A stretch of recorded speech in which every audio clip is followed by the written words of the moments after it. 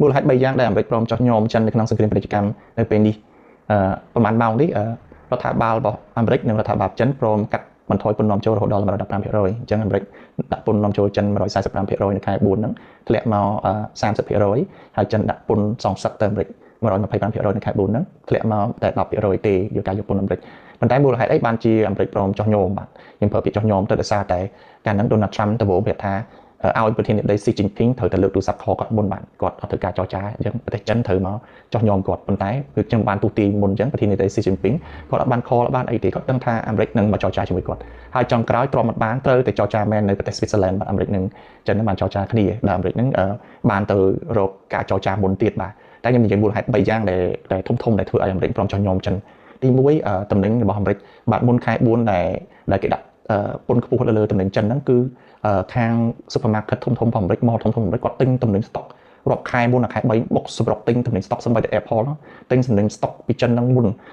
ប៉ុន្តែតំណែងនេះមកដល់ឥឡូវនេះចិត្តអស់ហើយបាទចិត្តអស់ពីឃ្លាំងហើយពន្ធវាខ្ពស់ចិនអត់មានតំណែងចិនចូលថែមទៀតទេអញ្ចឹងបើសិនជាក្នុង2 3អាទិត្យទៀតអត់មានការផ្លាស់ប្ដូរនៅគោលនយោបាយទាក់ទងនឹងការតឡើងពន្ធនៅចិនទេនោះអាមេរិកអត់មានអីលក់ទៅប្រជាជនទេបាទអាមេរិកនឹងខ្វះខាតខ្លាំងទៅមកនឹងឃើញរបស់អត់មានរបស់នៅលើធ្នើដើម្បីទិញទេបាទអញ្ចឹងអាមេរិកបារម្ភមែនទែន Donald Trump ទ្រាំលេងបានហើយបាទហើយជាពិសេសខាង mall ខាងម្ចាស់ supermarket គេមួយគេប្រាប់ Donald Trump ហើយអញ្ចឹង Donald Trump ក៏គិតថាត្រូវតែផ្លាស់ប្ដូរអេរយាប័តបាទអាហ្នឹងទី1ទី2តកតងនឹង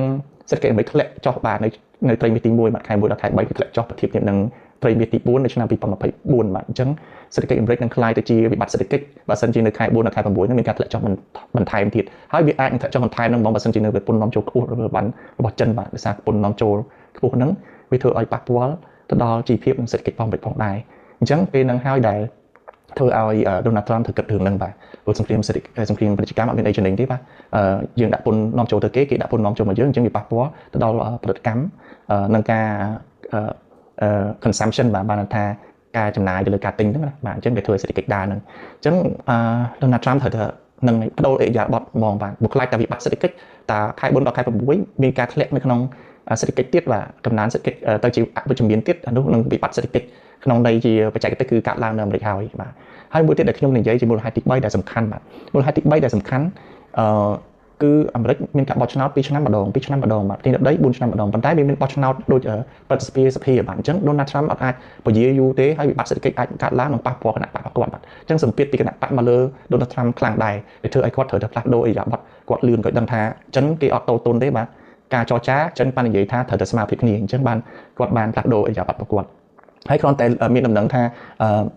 មានការកាត់បន្ថយពន្ធនាំចូលបែបនេះភ្លាមបាទ stock តម្លៃ stock នៅទីផ្សារអាមេរិកឡើងខ្លាំងមែនទែនបាទឡើងអញ្ចឹងអ្នកទិញ stock គឺចំណេញណាស់ហើយតម្លៃមាសក៏ធ្លាក់ចុះដោយសារតម្លៃមាសដូចតែខ្ញុំនិយាយហ្នឹងបើសិនជា stock វាស្រួលនោះមាសគេអត់សូវទិញបានទេបាទគឺគេយកហ្នឹងយកវិនិយោគទៅក្នុងទីផ្សារពិហ៊ុនឬវិនិយោគទៅក្នុងក្រុមហ៊ុនឬធ្វើរបបផ្សេងបាទគ្រាន់តែថាមាសនឹងមានសម្ពាធមួយទៀតដែលធ្វើឲ្យមាសឡើងដែរដូចថាធនាគារកណ្ដាលផងប្រទេសផ្សេងធនាគារជាតិប្រទេសផ្សេងនៅបន្តតែទិញមាសអញ្ចឹងអាចមានកម្លាំងមួយបានថាធ្វើឲ្យធ្លាក់ចុះសុកស្រួលប៉ុន្តែកម្លាំងមួយទៀតធនាគារកណ្ដាលចាប់ដើមបដូរយុទ្ធសាស្ត្របាទពីការ stock ដុល្លារច្រើនមក stock មាសខ្លះបន្ថែមអញ្ចឹងដើម្បីកាត់បន្ថយនៅហានិភ័យរបស់គាត់បាទអញ្ចឹងមាសអាចនឹងនៅតែឡើងគាត់ថាថ្ងៃនេះគឺចោះបន្តិចហើយបាទអញ្ចឹងចោះបន្តិចហើយដោយសារសុកគេចាប់ដើមគេថាវាអាចស្រួលឡើងវិញសង្គ្រាមពាណិជ្ជកម្មនឹងអាចបញ្ជាបាទអញ្ចឹងក្នុង3ខែនេះការកាត់បន្ថយពន្ធបានកាត់ហើយចាំមើលលទ្ធផលការចរចារបស់កម្ពុជាជាមួយអាមេរិកយ៉ាងម៉េចដែរគាត់ថាបើសិនជាចិននិងអាមេរិកមានលទ្ធផលបែបនេះហើយគឺកម្ពុជានិងអាមេរិកនឹងអាចបានលទ្ធផលល្អគួរសមដែរតែយើងចាំមើលទាំងអស់គ្នាបាទអញ្ចឹងបងប្អូនចូលចិត្ត